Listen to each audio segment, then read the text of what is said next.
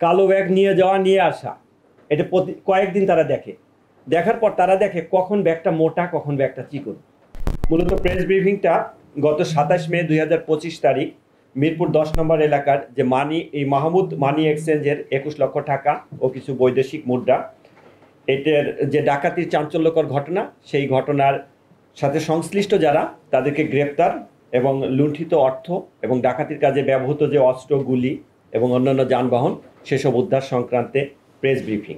গত 27 মে 2025 তারিখ সকাল অনুমান 9:30 ঘটিকার দিকে মাহমুদ মানি এক্সচেঞ্জ নামক একটি প্রতিষ্ঠানের মালিক রাসেল এবং তার ভগ্নিপতি জাহিদুল হক চৌধুরী দুজনে তাদের মিরপুর 11 নম্বরের বাসভবন থেকে একটি কালো ব্যাগে ব্যবসায়িক 21 লক্ষ টাকা এবং বেশ কিছু বৈদেশিক মুদ্রা সঙ্গে নিয়ে ব্যবসা প্রতিষ্ঠানের উদ্দেশ্যে পায়ে হেঁটে যাওয়ার পথে এই ঘটনাটি ঘটে।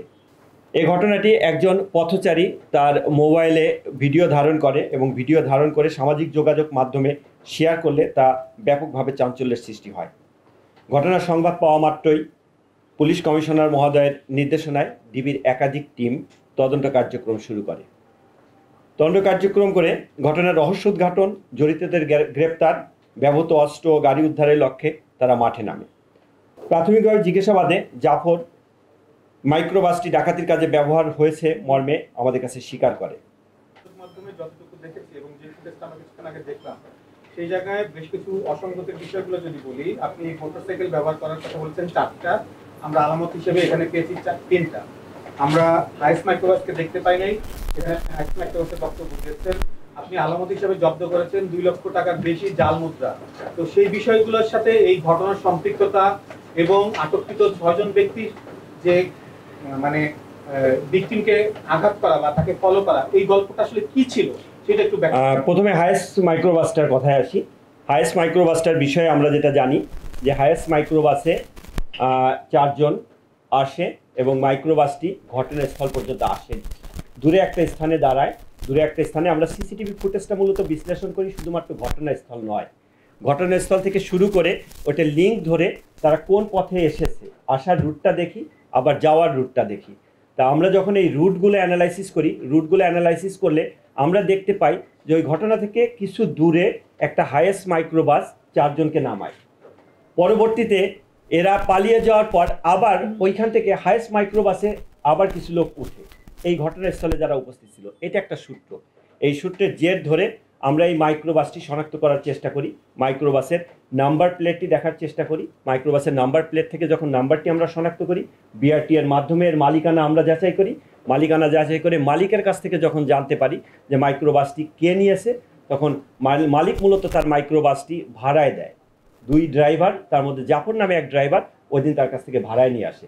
পরবর্তীতে আমরা জাফরকে যখন আমাদের হেফাজতে আনি, জাফরকে আনার পর জাফরকে যখন আমরা ওই ছবিগুলো দেখাই, ছবিগুলো দেখানোর পরে যে কোনো একটি ছবিকে একটি নামে সে আমাদের কাছে প্রথম স্বীকার করে এবং সে বলে সে গাড়ি যোগে দূরে বসা অবস্থায় ছিল, সে ঘটনাস্থলে আসেনি। বাট যখন একটি নাম সে বলে, নাম বলার পর আমরা আমাদের যে ডেটাবেজে তাকে ডাকাত হিসাবে আমরা দেখতে পাই এবং তার মোবাইল নাম্বার আমাদের ছিল। থাকার পরে তার টাওয়ার ডাম্প করি, আমরা টাওয়ার ডাম্প করে তার অবস্থানগত দিকটা সেখানে আমরা দেখতে পাই। এভাবেই মূলত ক্লু পাওয়া এবং সেই ক্লু থেকে আমাদের আগানো। জাল টাকার বিষয় এরা আসলে এই ভিডিওগুলো কিভাবে সিলেক্ট করে বা এদের টার্গেট করে কিভাবে, এইটার একটা মজার গল্প। তাদের মডাল অবলম্বনগুলো একটু বলেন, তারা এইটার একটা মজার গল্প। এখানে কিভাবে পালিয়ে যায়, তাদের ধরতে এত দেরি হলো কেন? এইটার ক্ষেত্রে লোকাল সোর্স থাকে। Thank you. এটার ক্ষেত্রে লোকাল সোর্স থাকে। লোকাল সোর্স প্রথমে তাদেরকে ইনফরমেশন দেয় এবং দীর্ঘদিন সেটা র্যাকি করে। এটার গল্পটা যেটা ওদের কাছে যেটা জিজ্ঞাসা করলাম, কালো ব্যাগ নিয়ে যাওয়া নিয়ে আসা, এটা কয়েকদিন তারা দেখে। দেখার পর তারা দেখে কখন ব্যাগটা মোটা কখন ব্যাগটা চিকন। মোটা মানে বেশি টাকা আছে, এইভাবে তারা টাইমটা দেখে। তারিখ তারা নির্ধারণ করে কোন তারিখে এই অঞ্চলের মার্কেট বন্ধ থাকে, মার্কেট বন্ধ থাকলে লোক সমাগম কখন কম হয়। এভাবে তারা তাদের যে ফেভারের একটা এনভায়রনমেন্ট, পরিবেশ, সেটা নিশ্চিত করে তারা কার্যক্রমটা করে। এটাই তারা আমাদের কাছে স্বীকার করেছে। আচ্ছা, যে এই মিরপুরের এই মাহমুদ মানি এক্সচেঞ্জের ডাকাতির ঘটনার আগে মিরপুরে আরো 2টি মানি এক্সচেঞ্জের টাকা উঠায়। একটি মানি এক্সচেঞ্জ থেকে 74 লাখ, একটি মানি এক্সচেঞ্জ থেকে 50 লাখ। একটি ঘটনায় মামলা হয়েছে, একটি ঘটনা মামলা হয়নি। এই দুটি ঘটনার সাথে এই ঘটনার সম্পৃক্ততা আছে কিনা, আর ওই ঘটনা যদি তদন্তে একটি মামলা আপনাদের কাছে ডিবির কাছে তদন্ত আছে, এই ঘটনা সম্পর্কে আসলে বিস্তারিত কি ঘটনায় দুইটা একই ঘটনা কিনা একটু জানাবেন। এটার লিঙ্ক যেটা যে ছোট ছোট কয়েকটা গ্রুপ এখানে কাজ করে, তা আমাদের কাছে যেটা যে প্রাথমিকভাবে এই একটা গ্রুপের যে তথ্য আমরা এই ঘটনা করতে গিয়ে পেলাম, এদের কাছ থেকে শুনে আমরা আরও কিছু গ্রুপের নাম পরিচয় আমরা পেয়েছি, যেগুলোকে আমরা আমাদের আওতায় আনার চেষ্টা করছি। চেষ্টা করলে হয়তো এই অন্য অন্য ঘটনার সাথে অন্য কোন গ্রুপের সম্পৃক্ততা আছে সেটা পাওয়া যাবে। আর মোডাস অপারেন্ডির যে বিষয়টা আগে মোডাস অপারেন্ডির বললেন, এদের যে মোডাস অপারেন্ডি সেটা হচ্ছে যে তারা অস্ত্র সহ যায়, সশস্ত্র অবস্থায় যায়, এক রাউন্ড ফাঁকা গুলি করে, যেটা কামরাঙ্গীর চরেও করেছে। এক রাউন্ড ফাঁকা গুলি করে, ক্ষেত্র বিশেষ শরীরে গুলি করে, ধারালো চাপাতি থাকে, চাপাতি দিয়ে আঘাত করে ভীতি সঞ্চার করে ছিনিয়ে নিয়ে চলে যায়। এদের মোডাস অপারেন্ডি এটা কামরাঙ্গীর চরের সাথে এবং ধানমন্ডির যার একটা 52 লক্ষ টাকা ছিনতাই, এটা একই ধরনের।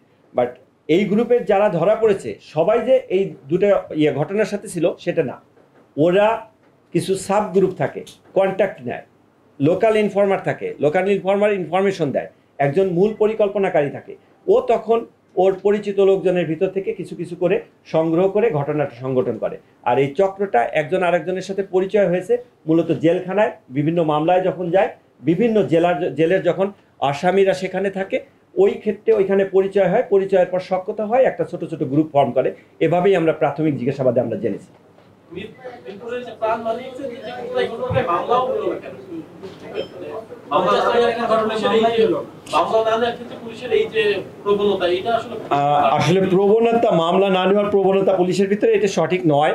যে কোনো ঘটনায় আমরা ওয়েলকাম জানাই যে সংক্ষুব্ধ এবং ভিকটিম তিনি মামলা করবেন, তদন্ত হবে। মামলা না করলেও তদন্ত কার্যক্রম আমরা করি, যে কোনো ঘটনায় তদন্ত কার্যক্রম আমরা করে আমাদের পক্ষ থেকে সর্বোচ্চ চেষ্টা থাকে যেন ঘটনাটি উদ্ঘাটিত হয় এবং সংক্ষুব্ধ ব্যক্তি যেন আইনি সেবা পায়, সে বিষয়টি নিশ্চিত করার ব্যাপারে আমরা খেয়াল রাখি। ধন্যবাদ।